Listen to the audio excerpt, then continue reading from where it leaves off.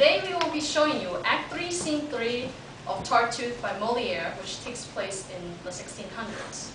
In this scene, Moliere tries to convince Tartuffe not to get married with Marianne, while Tartuffe tries to seduce Moliere.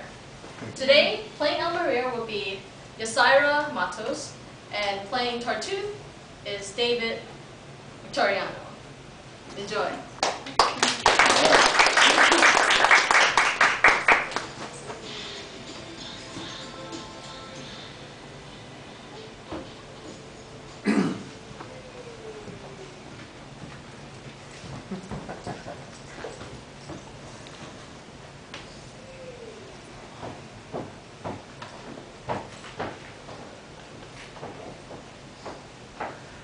May heaven, whose infinite goodness we adore, preserve your body and soul forevermore, and bless your days, and answer thus the plea of one who is its humblest votary.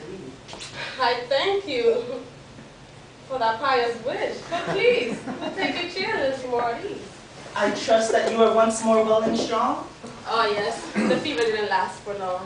My prayers are too unworthy, I am sure, to have gained from heaven this most gracious cure.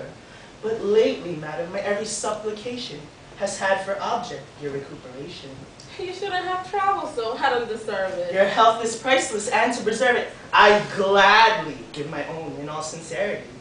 Sir, you outdo us all in your Christian charity. You've been most kind. I count myself your debtor. 'Twas nothing, madam. I long to serve you better. This is a private matter I'm anxious to discuss. I'm glad there's no one here to hinder us. I too am glad. It floods my heart with bliss to find myself alone with you like this. For just this chance I prayed with all my power, but prayed in vain until this happy hour. This won't take long, sir, and I hope you'll be entirely frank and unconstrained with me. Indeed, there's nothing I would rather do than bare my inmost heart and soul to you. First, let me say about what remarks I've made about the constant visits you are paid were prompted not by any mean emotion, but rather by a pure and deep devotion. No need for explanation. Your sole concern, I'm sure, was my salvation. Quite so. In such great fervor do I feel. Please, you're pitching. 'Twas from excessive zeal. I never meant to cause you pain, I swear. I'd rather... What can you hear me doing there? Feeling your gown. What soft, fine woven stuff. Please, I'm extremely ticklish. That's enough. My, what lovely lacework on your dress. The workmanship's miraculous, no less. I've not seen anything to equal it. Yes, quite. But let's talk business for a bit. They say my husband means to break his word and give his daughter to you, sir. Had you heard? He did once mention it, but I confess, I dream of quite a different happiness. It's elsewhere, madam, that my eyes discern the promise of that bliss for which I yearn. I see. You care for nothing here below. Ah, well, my heart's not made of stone, you know. Your desire is Mount Heavenward, I'm sure.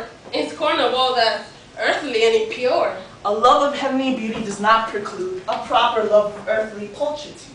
Our senses are quite rightly captivated by perfect works our Maker has created. Some glory clings to all that heaven has made. In you all heaven's marvels are displayed. On that fair face such beauties are lavished. The eyes are dazzled and the heart is ravished. How could I look on you, O flawless creature, and not adore the author of all nature? Feeling a love both passionate and pure, for you, his triumph of self-portraiture? At first I trembled lest love should be a subtle snare that hell has laid for me. I vowed to flee the sight of you eschewing a rapture that might prove my soul's undoing. But soon, fair being, I became aware that my deep passion could be made to square. With rectitude and my bowed-in duty, I thereupon surrendered to your beauty. It is, I know, presumptuous on my part to bring you this poor offering of my heart, and it is not my merit, heaven knows, but your compassion on which my hopes repose. You are my peace, my solace, my salvation. On you depends my bliss or desolation. I bide your judgment, and as you think best, I shall be either miserable or blessed. Your declaration sounds most gallant, sir. But don't you think it's out of character? You've done better to restrain your passion before you spoke in such a fashion. It ill becomes a pious man like I you. may be pious, but I'm human too. With your celestial charms before his eyes, a man has not the power to be wise. I know such words sound strangely coming from me, but I'm no angel, nor was meant to be. And if you blame my passions, you must needs reproach the charms on which it feeds. Your loveliness I had no sooner seen than you became my soul's unrivaled queen. Before your seraph glanced divinely sweet, my heart's defenses crumbled in defeat. And nothing fasting, prayers, or tears might do could stay my spirit from adoring you. My eyes, my sighs have told you in the past what now my lips make bold to say at last. And if in your great goodness you will deign to look upon your slave and ease his pain, if in compassion for my soul's distress you'll stoop to uncomfort my unworthiness, I'll raise to you thanks for that sweet manna, an endless hymn, an infinite Hosanna! With me, of course, there need be no anxiety, no fear of scandal or of notoriety.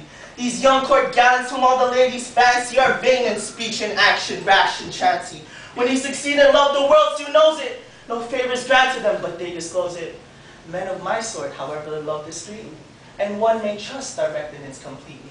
My keen concern for my good name ensures the absolute security of yours. In short, I offer you, my dear Elmarie, love without scandal, pleasure without fear. I've heard your well-turned speeches to the end, and while you urge, I clearly apprehend. But aren't you afraid that I might take notion to tell my husband of your kind devotion?